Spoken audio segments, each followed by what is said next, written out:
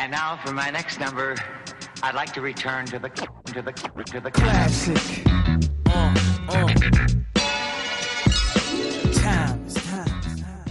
Hello vinyl community, Alex back again with another video. This time around, yep, it's another part to my top 100 list. We are nearly there, we're about halfway through now, because we're doing 50 through to 41. I'm excited for this part, particularly because this is where we start getting into the albums that have had the biggest influence on my life and the ones that are in like constant rotation. At least the 50 albums that I have in like constant rotation, just because of how brilliant I think they are. But obviously this is all just opinion. This is what I based it on, is overall influence. Whether they are the best albums that are out there, some of these might not be. But to me, these albums have had an impact in one way or another on what my music taste is today. Obviously, in a year from now, this list could change. I'm digressing. I'm going to be doing, like I said, 50 through 41. I've tried to put a good mixture of genres in these videos, in this list. So if we constantly jump back and forth between genres, I'm sorry about that. I know some people like it. I know some people don't like it necessarily when we jump back and forth, but I don't like it when people show a bit of everything, and so I kind of just show what I think people want to see. I know it doesn't make much sense to me. I know, but this is going to be my 50 through 41, like I said 3 times now. So I'm not going to talk too much more. I'm just going to get right into this list. So coming in at 50, an album that still holds dear to my heart, because not only was it my first video on YouTube as part of the vinyl community, it was my longest or my most viewed video for a very, very long time, and that's the first Cigarettes After Sex album, just titled Cigarettes After Sex. This band is a very, if you don't know this band, they're a very lo-fi shoegaze band. I'd say ambient, lo-fi and shoegaze. They sort of fall into all of them, but a bit more lo-fi and shoegaze. They're a very good band. I think they're out of Texas. Not sure where though. But they are a phenomenal band. And because of this album, I try and collect everything that they put out, singles included. I've managed to keep up so far, but yeah, one of the fastest growing word of mouth bands out there, and they are an incredible group. Apocalypse is the first song on this album I listened to that I really dug, and then it just snowballed from there. They had a massive claim to fame when they covered REO Speedwagon's Keep On Loving You. That was sort of their massive claim to fame. They had an EP out before this as well that was also really big. But yeah, every song on this album I like, from K to Each Time You Fall in Love. Sunsets is brilliant. Apocalypse, like I said. John Wayne's fantastic. Opera House. I mean, I could just name every song on here. It's that brilliant. It is a stellar album, and yeah, just one that will forever remain probably in my top 50. I think my top 50 is pretty set in stone at this point, but this one, no matter whereabouts it ends up, it will always stay somewhere in my top 50. It's just not a band I go to as often anymore, but they are still a pretty incredible band. So that's why Cigarettes After Sex comes in. Comes in at number 50. At number 49, yeah, one that maybe people aren't expecting, one that, yeah, is another very, very chilled album, but this one I can't say there's a bad song on here, is Sade's Love Deluxe album. Has songs No Ordinary Love and Cherish the Day on here. Pearls, which is a fantastic song. Another one with not a bad track on it. I will say now, this is my favourite Sade album. And I've always been a fan of Sade, things like Smooth Operator, Sweetest Taboo. But the moment I heard Cherish the Day, I think I was hooked. And this album, once I tracked a copy of this down, I was like, yes, I need that. Love Deluxe by Sade is the album of choice here. It's a very, very good album. Of course, I'm sure most people know Sade at this point. A lot of people have covered her songs, particularly ones off this album get covered a lot. I know Cherish the Day has been covered by a lot of modern jazz people, like Robert Glasper, typically cover a lot of Sade songs, and they typically are off this album as well. So this album's not just had an influence on me, but Sade in general has had an influence on a lot of jazz vocalists and musicians in the modern era. So yeah, Sade's Love Deluxe comes in at 49. I wanted to put this higher, I just couldn't do it, unfortunately. But yes, I am putting Sade's Love Deluxe in 49. This won't be the first hip-hop album in this part of the video. I know not everyone in the VC is a fan of hip-hop, but me particularly is one of the earliest influences in my life. So from 50 upwards, there may be a few hip-hop albums appearing here and there, but like I said, I've tried to make it diverse. You won't see too many. However, Main Source's Breaking Atoms is in my top 50 at number 49. No, at 48, sorry. But yeah, Main Source's Breaking Atoms is on my list at number 48. Obviously, such a phenomenal album, not a bad track on it. You have Snake Eyes, you have Just Hanging Out. Looking at the Front Door is probably my favourite Main Source song. Large Professor. Even the song Live at the Barbecue, which is the first appearance of Nas, is on here. This is an incredible album and just standard, really. Yeah, a must-have if you're a hip-hop collector or a fan of hip-hop. This is, in my opinion, a must-have. So many great they use so many great samples on here. The lyricism is on point. The beat production is just incredible. But yeah, just a very, very good hip-hop album, and one that I always recommend to people. I say, if you haven't got the Main Source album, what are you doing? I mean, yeah, there's maybe hip-hop albums you could go to before this one, but for me, this is always going to be in my favorite hip-hop albums ever, just because of, you know, what it is, what it does. It's an incredible album, and again, like the previous two albums I showed you, there is not a bad song on here. I hardly see any Main Source stuff, but this is the one album you could get from them, and it's still incredible. And yeah, I really am struggling what to say here. But yeah, Main Source it's the first album from Main Source. It's the first appearance of Nas. And of course, they get so many producers in to help with the production on this album. It's mainly Large Professor, who also has a track named after him on this album, but there's a few other good producers on here as well. So definitely a classic, definitely one I think is worth keeping. And yeah, just a brilliant album from front to back. So that's why Main Source's Breaking Atoms comes in at number 48. Switching gears a lot here. I've got a couple of jazz albums on the list in this part, but this one's switching gears quite a bit from, you know, Main Source, and that's Wayne Shorter's Odessey of Iska at 47. Of course, Wayne Shorter is one member of the group Weather Report.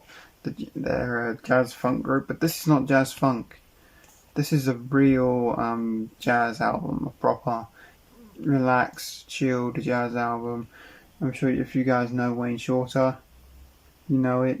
Ron Carter also features on this album on bass. Yeah, just a great album from him, and a great release from Blue Note. I don't really know what else to say about this. It's one of these jazz albums that really impacted me in the jazz world, because I'm very, very picky with my jazz.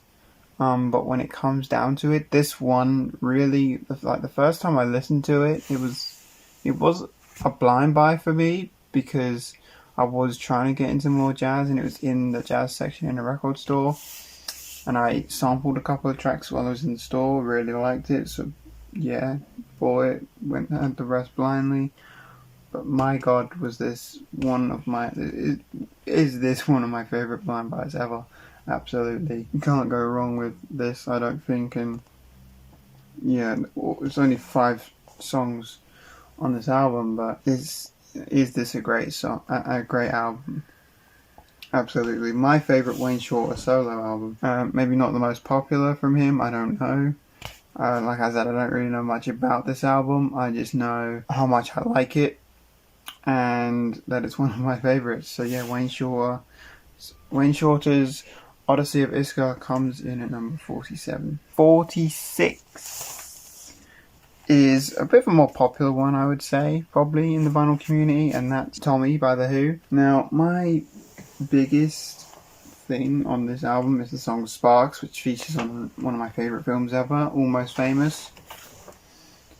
That's what got me into this album, and then from there I really picked this up for that one song, and then it just snowballed from there, and now I really love this album.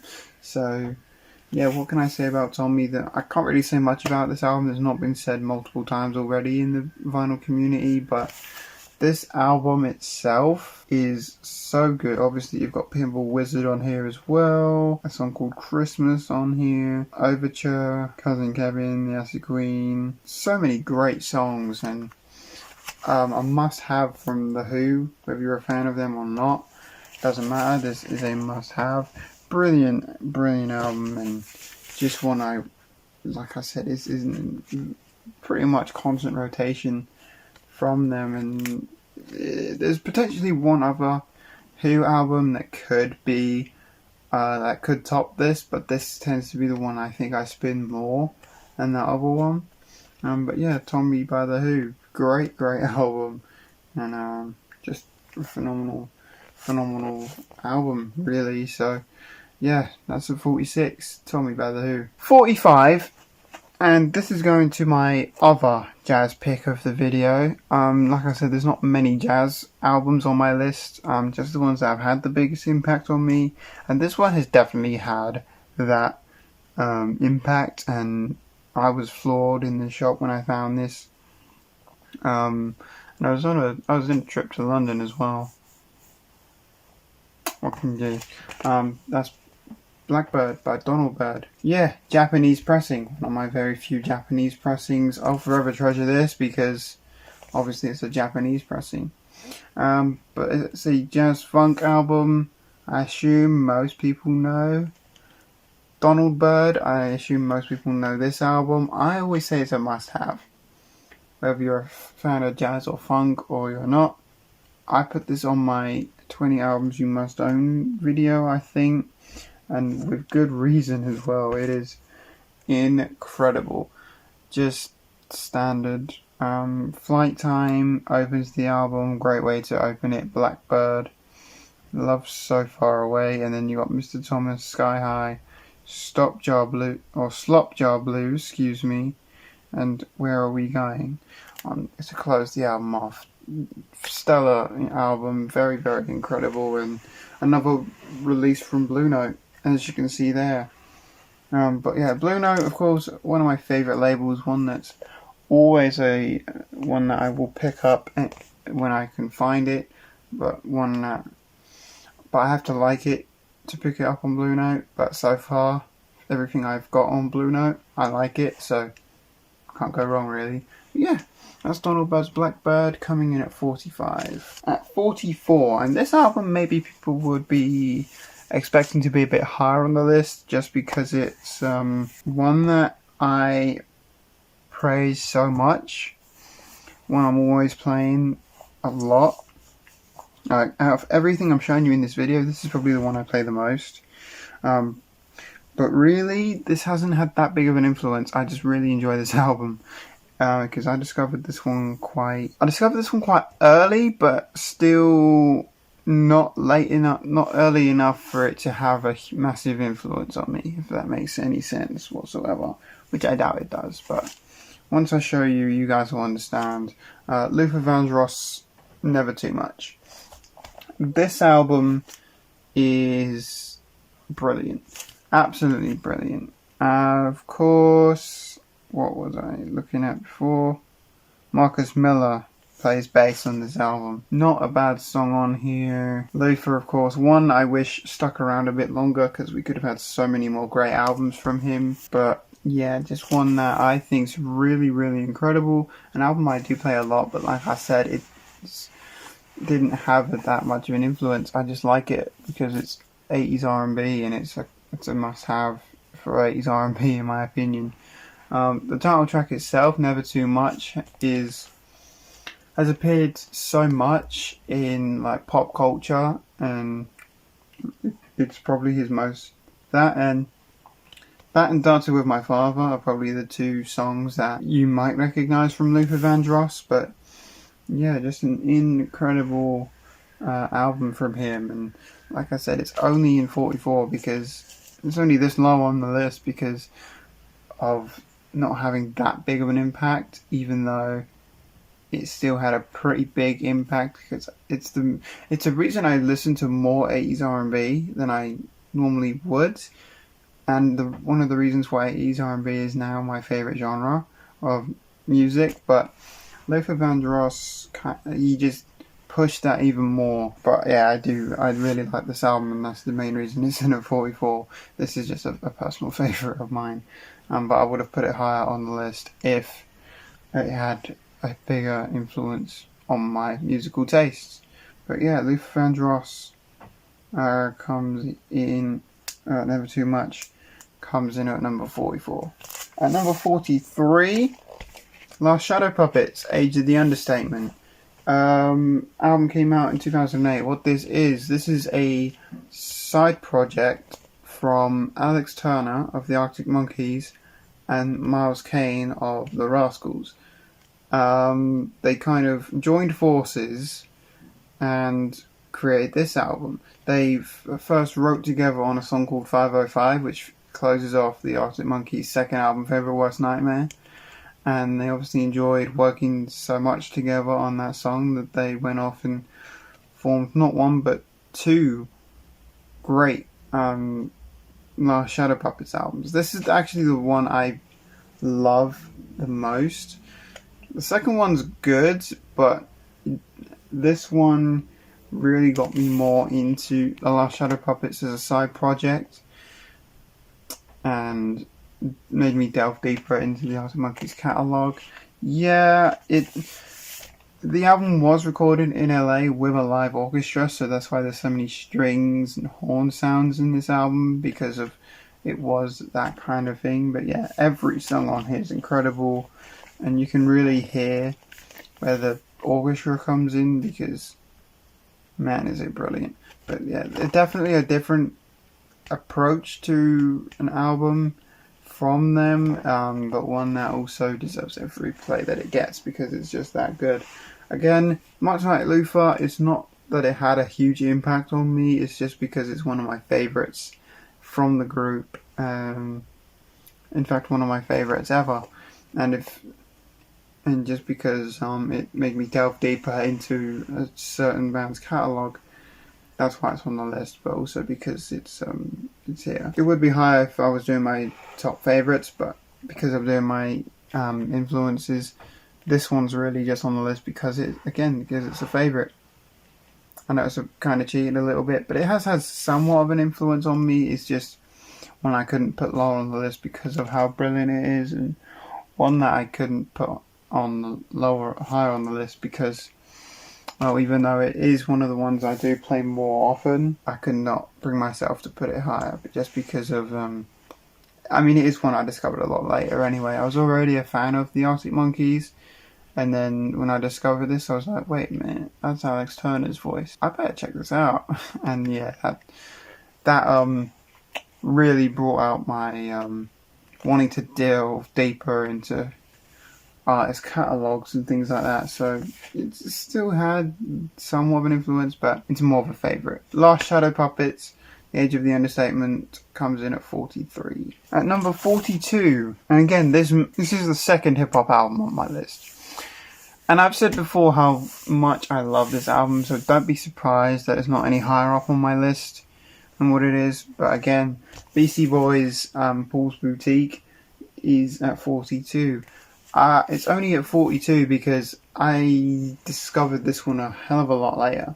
I already knew License to Ill, and when I discovered it, when I saw this was Beastie Boys, I was like, oh, I wonder what that album sounds like. I checked it out and I loved it even more, and from there I was a big Beastie Boys fan.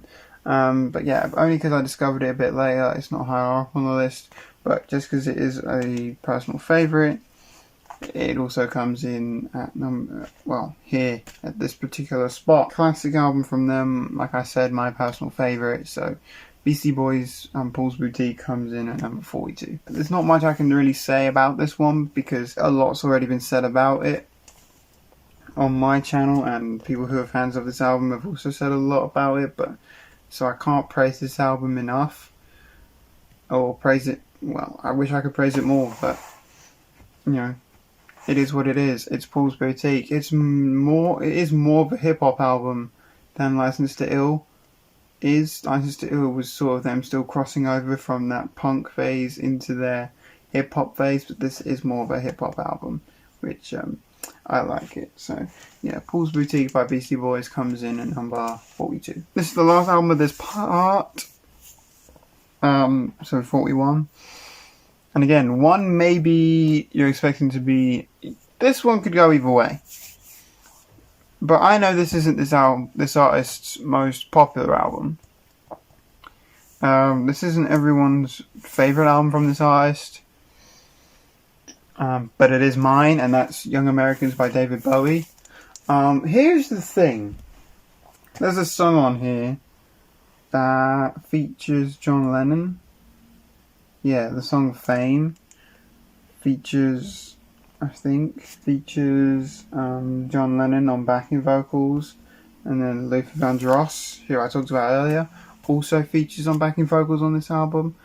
This album kind of comes under the blue-eyed soul category, subgenre, and with good reason. It's a I actually really like it. This album is what made me delve deeper into David Bowie's catalogue, because before this, it was Heroes and like one or two songs that I liked, but once I heard this album, I was like, oh, I've got to check out more of David Bowie's stuff, because if he can go from this to Heroes, like what else can he do? This album got me definitely got me intrigued into the rest of his catalogue, and so I wanted to check out more. And I did.